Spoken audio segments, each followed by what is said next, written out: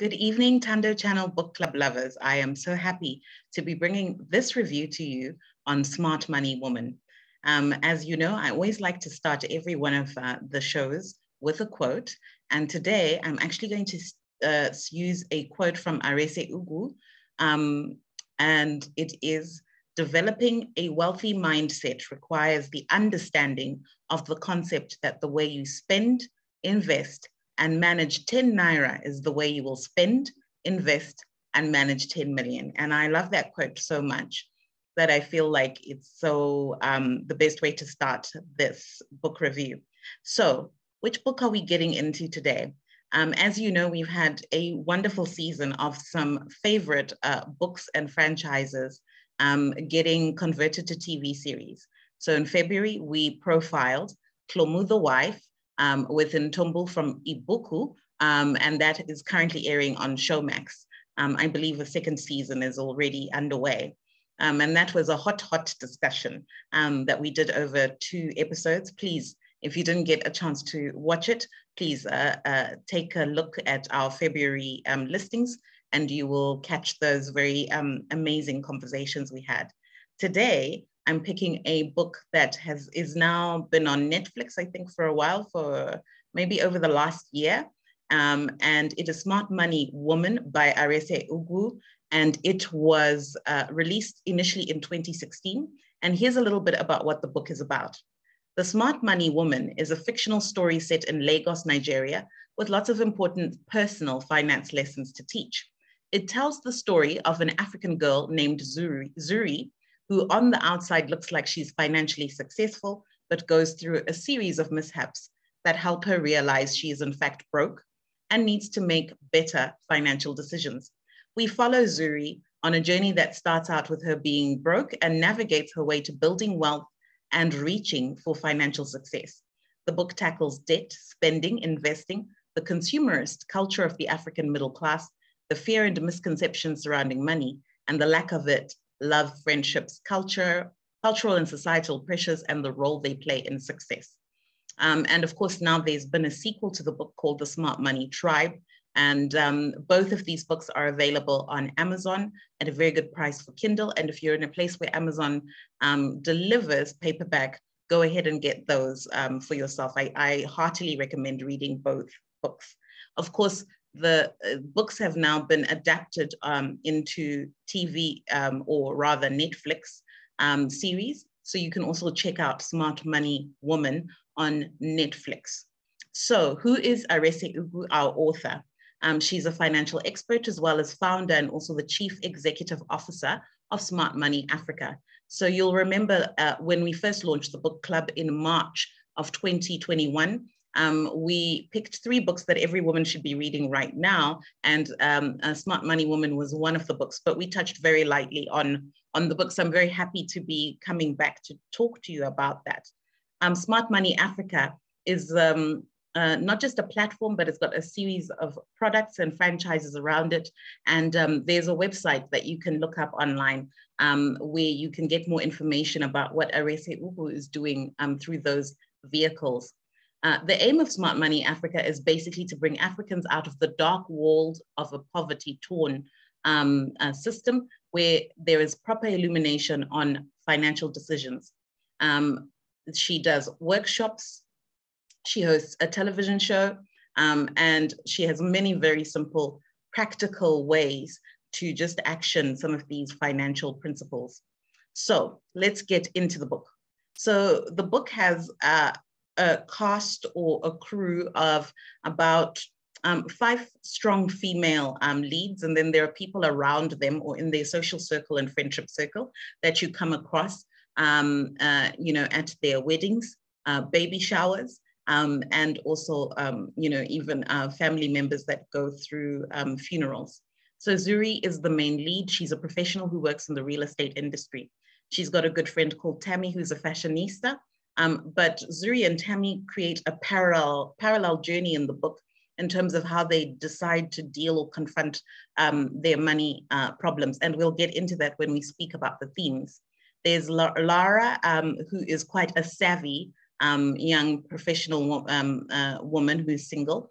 There's Adesua, She is a lawyer, but she's also one of the only one who is married with children. And she's got a very interesting set of dynamics that cause her to deal with her money relationship in a specific way. And then there's Lyden. She's the spendthrift housewife, I would say, or the housewife who likes to spend, and she's got certain situations she's dealing with. And then there are some male protagonists. There's Sola, the love interest for Zuri, whom we get to know sort of like as we're going halfway in the book. However, if you watch it on Netflix first, the dynamics of how that romance builds up is very different. So the point of view is mainly from Zuri's point of view, but we get an insight into how these different characters that I've just introduced to you see her, also see the relationship of money, and a lot of their conversations are conversations I would say we all have, but don't like to talk about. So these are the things we say to the people we truly, truly trust about how we view the world, how we view other people, and how we view money. And so very, very interesting how Arese Ugwu gives voice to those things that we should talk about, but don't talk about often. Usually we tend to fall into a prasad or pretext where we speak to certain appearances. And I think one of the things the book really reveals is that appearances can be deceiving. The world building or the context of the book is millennials navigating Nigeria, but also countries in and around Southern Africa, as well as all over the world. These millennials are fast-paced, they are living large, they are balling, as Zuri discusses in a conversation she has with Sola. And these people really like to flex their wealth and portray an image of success. But as we go through the book, we begin to see that some of those images are very plastic or not the real deal of what's going on the ground. So what are the themes in Smart Money Woman? For me, I think the first message really is that appearances can be deceiving. So our relationships with money can be rooted in an unreal appearance of what is success. And through various encounters and various incidences in the book, we begin to see all of these ladies come to deal with that and to confront facades and images of success that to them make them want to also be the same or also conform, but then they realize that it's actually a house of cards. So there's a baby shower experience in the book where there's actually a lot of rumor and gossip about, the reality of this couple's finances.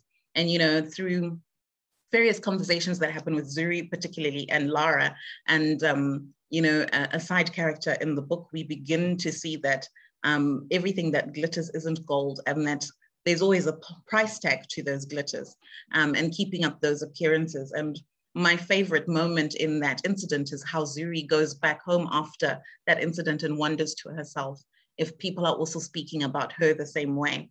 So sometimes we can get caught up in the chase and the appearances and the flex in the lifestyle. But meanwhile, behind our backs, people are viewing our realities in a very, very different way.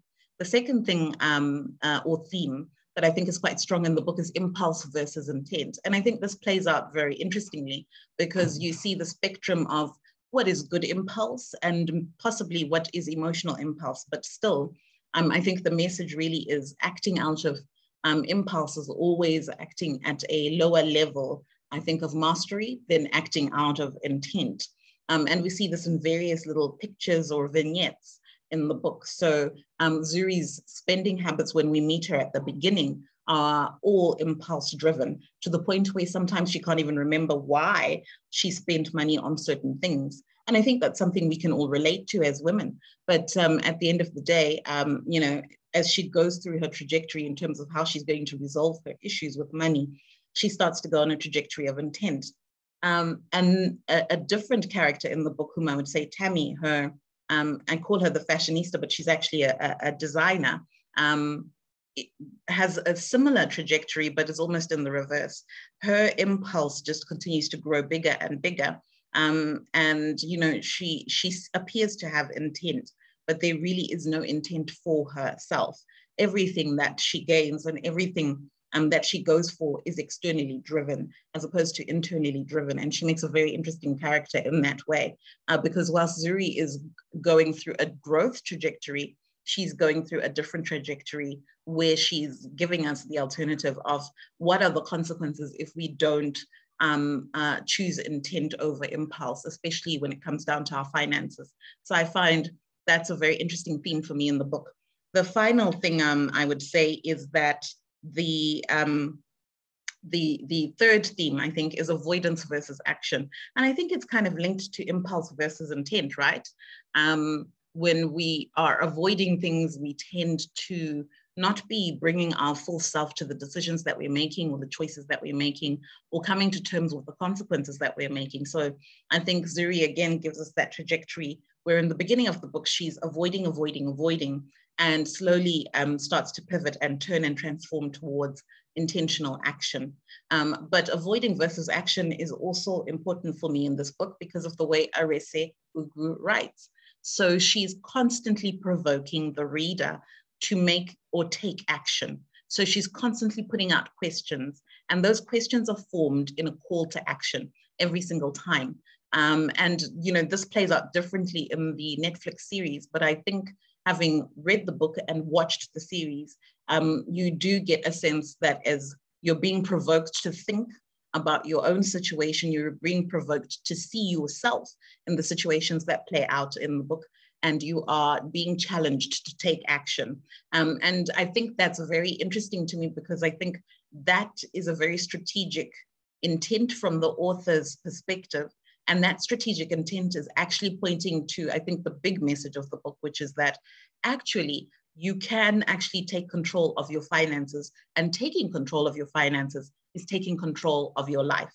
And then I think, you know, also added to these three themes that we've talked about is real relationships. How real are our relationships with our friends, with work, with romance? And I think money is the paper trail that shows or measures the reality of those relationships in the book. But also as we start to engage in the call to action, we start to engage with the reality of our situation. So for me, those were kind of like the noteworthy themes of the book. Then my favorite messages, and there were many. I mean, the whole book is so forgiving, so easy to read, so simply written, but so captivating. You can go through it in an afternoon or a couple of afternoons if you want to do the exercises with each chapter. But it is definitely, you know, got packed with some powerful nuggets that if you do take Arese Ugwu's invitation to take action, you know, could also go on the same trajectory. So the first one is slay your debt, which I think is a lovely word pun on basically, you know, slay queens and slaying it, and actually saying, okay, well, why don't we use that same energy and that same focus, you know, in a different direction to actually solve a real problem that we do have. So a very real message around slay your debt. And I just want to read a paragraph, you know, from the chapter on debt in the book that I found really quite powerful.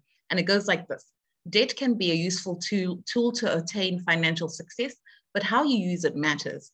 Wealthy people use debt as a tool to leverage their investments and grow their cash flow, but poor people use debt to buy things that make rich people richer.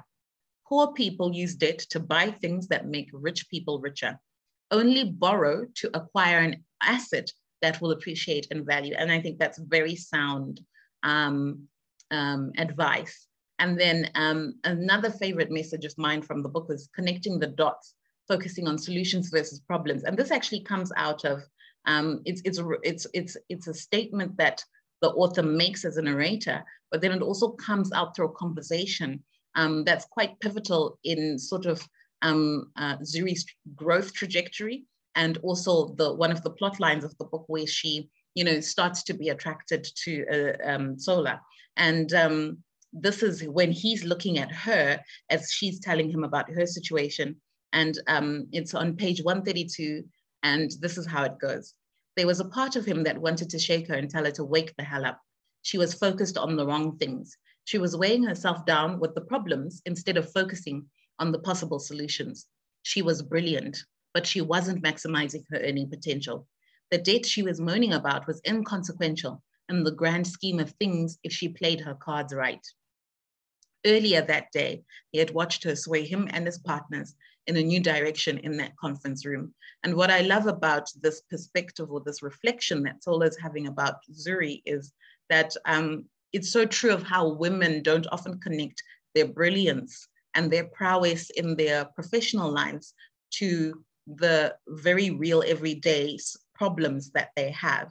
And if they actually saw that this very same person who's making money for another individual, solving problems every day in their workplace, in some huge organizations, small to medium organizations, and in those places is the same person who can bring that same mind to their everyday issues at home, you know, I think that was a big connect the dots moment for me. So I really loved that perspective. And if we could see ourselves in the same way, I think that that would be really, really powerful.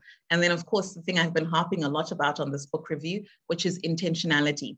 What do we want from life versus what we want from people, or what we want people to see and envy about us. And I think that was a very strong message in the book. Are we looking to success and satisfaction and fulfillment in an externally driven manner, or are we driving it intentionally? And I think this is the crux of how you know, women learn to master their finances instead of being mastered by their finances. So are we approaching life with the intentionality of being driven about what we want or what we want from people? And again, a lovely quote from part of the same conversation I read from earlier, and again from Sola, and this is him now speaking to Zuri, and he says, in fact, the money problems you are having now are just symptoms of an overarching problem. The real issue is you haven't articulated what you wanted the money you earn to do for you. So you let your resources be dragged in several directions that are not necessarily yours. If you had specific goals and a financial plan, you probably wouldn't be in this situation. And my favorite quote really all around, you know, taking charge and intentionality from the book is that profound doesn't always have to be complex. So what's the big lesson from the book? I think for me, it's just that for women, money is relational. And I think Arese Ugwu is bringing that in the story format of this book, because she could have just done this nonfiction, very practical financial guide. And there are very many good books that are done like that. And of course, the one reviewed by our guest host last week is an example of that. But she brings it to us in terms of how it actually plays out for women. Because for women, right, everything is connected. So our money is connected to our emotions, which is connected to the state or quality of our relationships.